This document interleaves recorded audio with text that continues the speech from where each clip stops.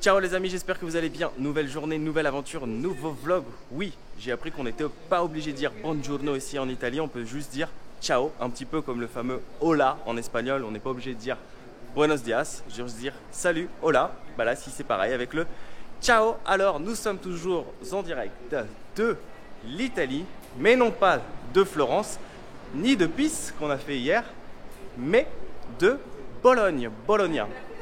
Alors, ce matin, nous avons pris un petit train, petit même grand train, je dirais, de la gare centrale de Florence, qui coûte à peu près 33 € et qui, en seulement 30 minutes, nous a amenés ici, à Bologne. Alors, il faut savoir que Florence-Bologne, c'est quasiment la même distance que Bologne-Pise. Il y a, allez, environ entre 90 et 100 km, sauf que Florence-Pise, ça met 1h20 et Florence-Bologne, ça met une trentaine de minutes. Pourquoi? D'ailleurs, le billet était plus cher qu'hier parce que c'est une sorte en fait de TGV, donc il trace. Donc aujourd'hui, c'est petite journée d'exploration sur Bologne. Comme d'habitude, si vous tombez par hasard sur cette chaîne, je m'appelle Ben et je réalise des vidéos de voyage très régulièrement.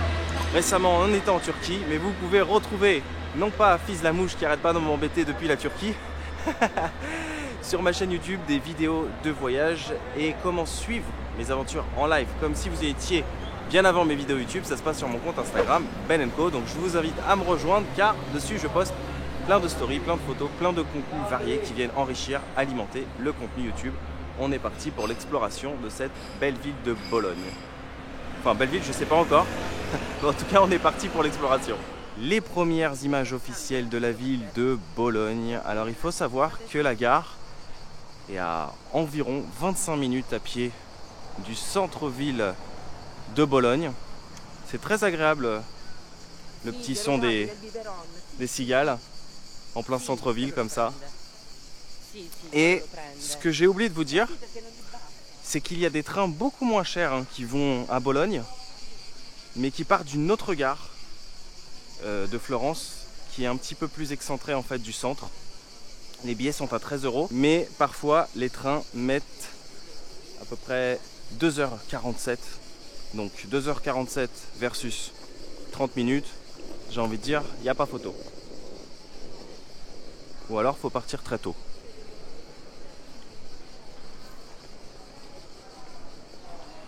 Alors là, on a différents croissants dans une cafétéria,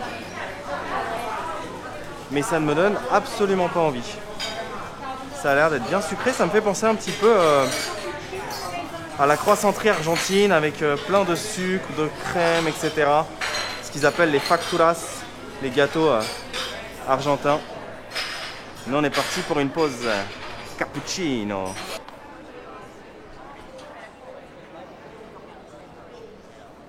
Je dois vous avouer que l'Italie, c'est un road trip qui s'est décidé vraiment à la dernière minute. Et je n'ai absolument rien préparé, c'est vraiment du mode quand rien n'est prévu.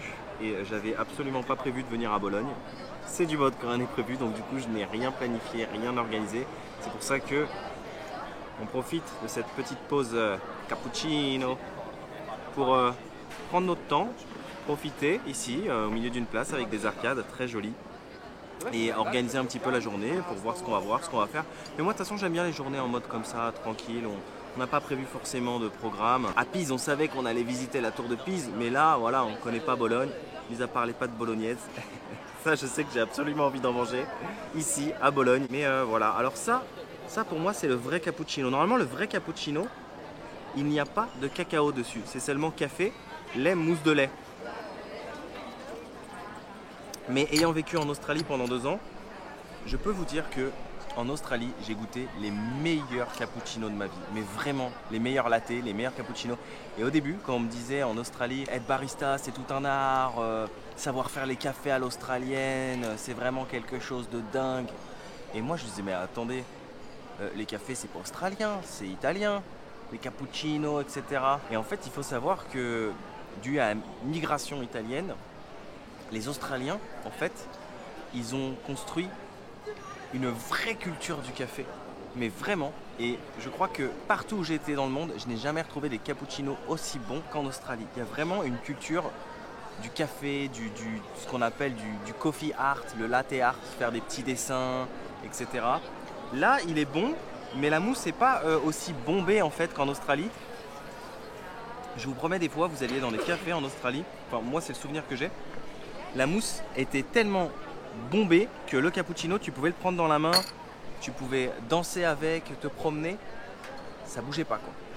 Donc voilà, c'était mon petit souvenir d'Australie. Je pense qu'il y en a beaucoup parmi vous qui ont eu l'opportunité d'y aller, peut-être comme moi, en visa vacances-travail, ou qui ont peut-être l'ambition d'y aller. Et ben, pensez à moi le jour où vous dégusterez un petit cappuccino.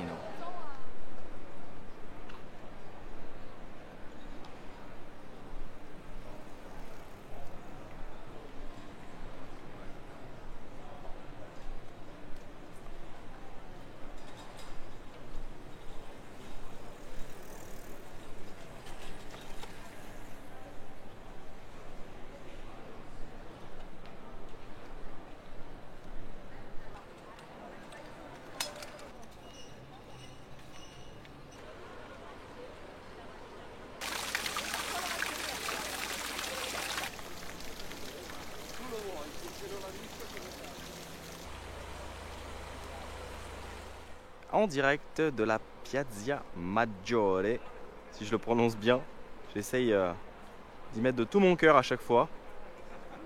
C'est la place principale en fait de Bologne. Et visiblement, ils ont installé un petit cinéma en plein air.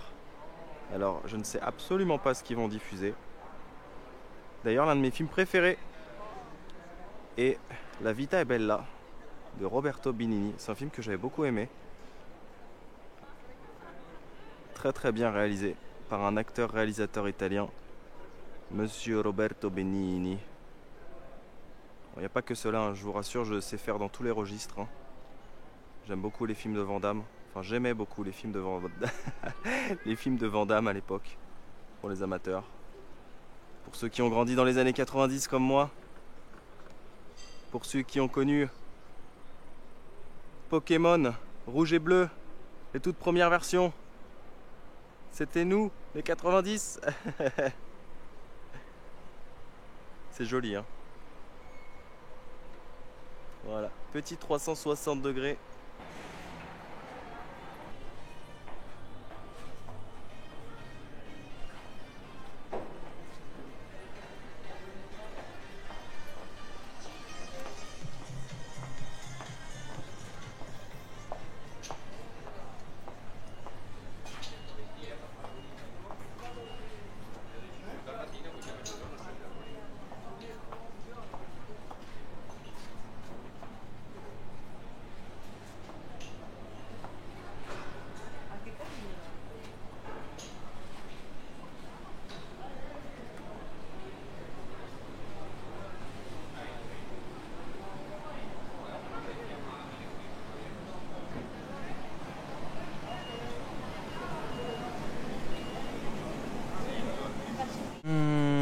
Nous sommes dans les petites ruelles derrière la Piazza Maggiore.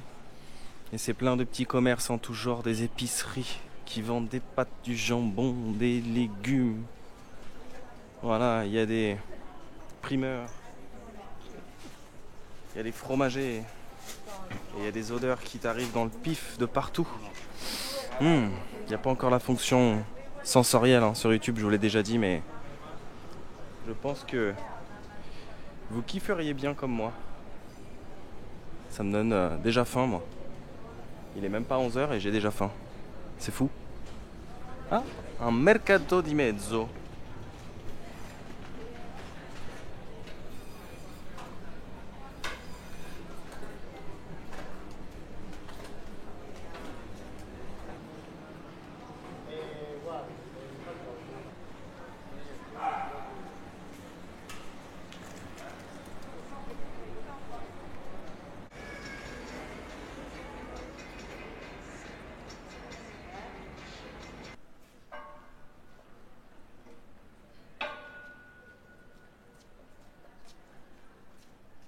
E poi il riscolo tenete Un po' di acqua, un po' umido, acquoso, un po' sì. umido. Poi lo rimetto nel fuoco spento. Alors là, on est un petit peu excentré du centre historique, en vadrouillant. Et regardez juste la couleur des bâtiments. C'est trop beau. Orange, jaune, rouge, rose. Ces rues colorées, c'est vraiment très très beau. Ça donne un charme et un côté vivant en fait à cette ville de Bologne. Mais en général, ce que j'ai pu remarquer dans les villes italiennes, c'est que les ruelles sont souvent très très colorées. C'est magnifique. Et par moments, je ne sais pas pourquoi, c'est très bizarre, dans des ruelles comme ça, on peut entendre le bruit des cigales. Alors je ne sais pas si c'est parce qu'il y a des rooftops, peut-être avec des petits jardins, aucune idée. Mais là, en se baladant au début de la rue, on entendait le bruit des cigales et c'était très très agréable.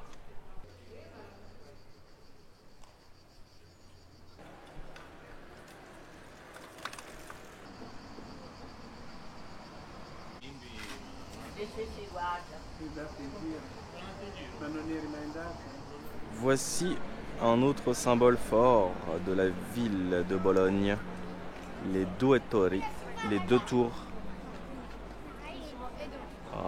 situées en plein centre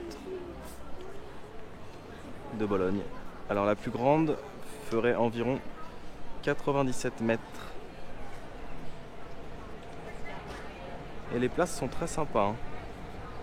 J'adore les couleurs en fait de la ville.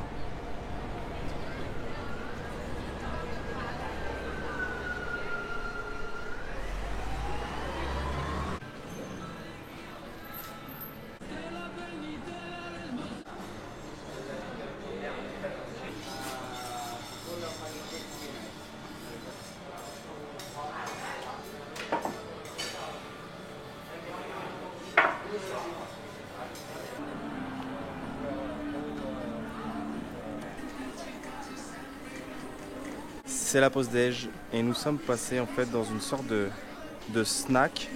C'est un peu le McDo de la pâte en fait, c'est un pasta bar. Bottega Portici. Voilà. En fait l'avantage c'est surtout t'es posé et il y a des brumisateurs comme il fait chaud. Et je ne suis pas allé vers les bolognaises, je suis allé plutôt vers les pâtes du jour. C'est un type de pâte que je n'ai jamais testé. On dirait un peu des linguine, mais c'est pas du tout des linguine. C'est très épais, je vais vous dire ça tout de suite. Ça me donnait très envie et ça sent très bon. La portion vaut 8 €. Alors je m'attendais à quelque chose de plus gros. Mais bon, on va dire que ici, en plein centre de Bologne, en terrasse, c'est plutôt correct. On va voir si c'est bon, c'est des pâtes fraîches. Ça sent super bon. Alors pour les connaisseurs, ce sont des cazzerecce, les pâtes du jour. Vous ne connaissez pas. Au snowpiece, petit pois et à la menthe. Ça sent très très bon, c'est très original. Contient du parmigiano reggiano cheese, du parmesan. Ça a l'air juste délicieux, en tout cas c'est bien présenté. Ça peut pas être moins bon que la pizza d'hier.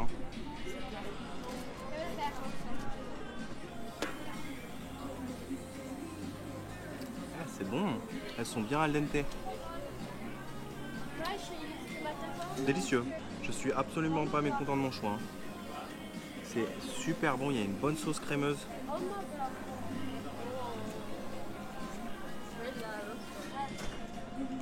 fait du bien. On va remettre un petit peu d'énergie dans le corps pour continuer l'exploration du jour. Bon appétit. Bon appetito, comme on dit ici. Bah, c'est vraiment très original. Franchement, j'avais jamais mangé de pâtes avec cette sauce. C'est ce que je vous ai dit en fait dans la deuxième journée. Quand on était à Florence, au marché central de Florence, ce que j'aime en Italie, c'est que tu peux manger des pâtes tous les jours, mais tu t'en lasses pas. Parce qu'il y a tellement en fait de sortes de pâtes différentes, d'accompagnement de sauces, qu'en fait tu peux en manger tous les jours sans te lasser. Et c'est ça qui est kiffant en Italie. Et comme j'adore les pâtes, et bah du coup je m'en lasse pas. Elles sont bien consistantes, et bien al dente. Alors ça, tu peux pas enlever aux Italiens cette manière de cuire. Vraiment un peu croquante, avec des petits oignons. Délicieux. Validé, approuvé.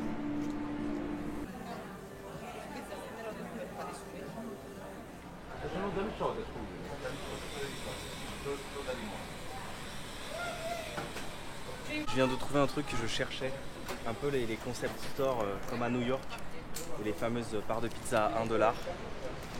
J'ai trouvé une part de margherita à 1,50 €.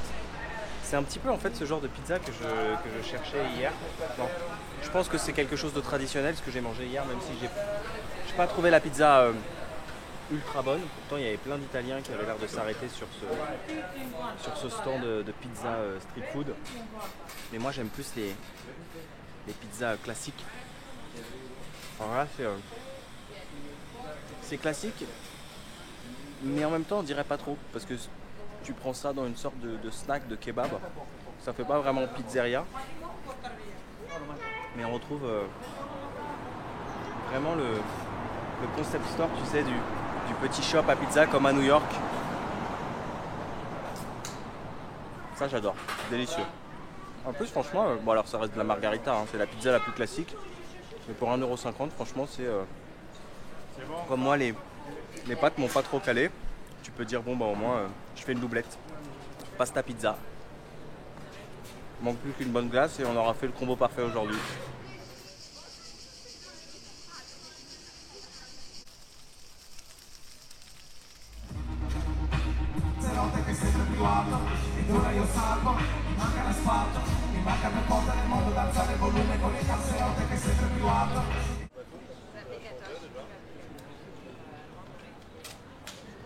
De retour sur Florence, à la vôtre, c'est l'heure de l'apéro. Je teste un Negroni, une boisson typique italienne. La dernière fois j'ai testé le Spritz.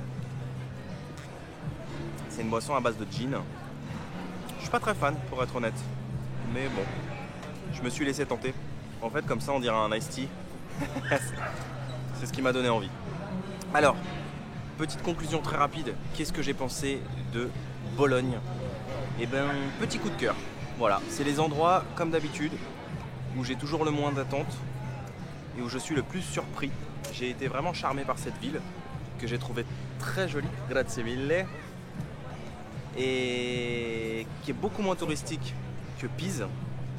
Ça a été vraiment agréable de pouvoir vadrouiller comme ça dans les rues de Bologne. Je trouve que la ville est vraiment agréable, belle, avec une... Voilà, il y a un petit charme, l'architecture, le bruit des cigales. Non, c'était vraiment vraiment cool. Alors, petit conseil du soir, il faut savoir que pour se rendre à Bologne, je l'ai découvert en partant, il y a 2 compagnies de train et il y en a une qui est moins chère que l'autre, qui coûte 26 € seulement aller et 26 € retour.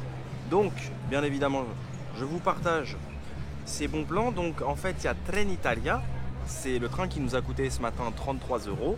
Alors, parfois, c'est un petit peu moins, parfois, ça peut être un petit peu plus. Ça dépend, en fait, je pense, tout simplement du nombre de billets restants. Par contre, il y en a un qui applique le même tarif toute la journée. C'était les trains de Punto Italo. Voilà. Donc une autre compagnie, et pareil, hein, pour 26 €, on a mis le même temps, donc 30 minutes. Et bah écoutez, j'ai été ravi encore une fois de pouvoir vous faire un bel épisode ici, en Italie, à Bologne. Maintenant, il reste quelques jours et je sais que, mis à part Florence, il y aura encore une dernière étape dans une nouvelle ville. Je ne vous dis pas laquelle, ce sera à suivre, donc restez bien abonnés, restez bien connectés. Comme d'habitude, je vous remercie encore une fois d'avoir suivi cet épisode en espérant qu'il vous a plu. Je vous donne rendez-vous demain en direct de l'Italie. Prenez bien soin de vous, n'oubliez pas de voyager, mais surtout, n'oubliez jamais que quand rien n'est prévu, tout peut arriver. A ciao ciao.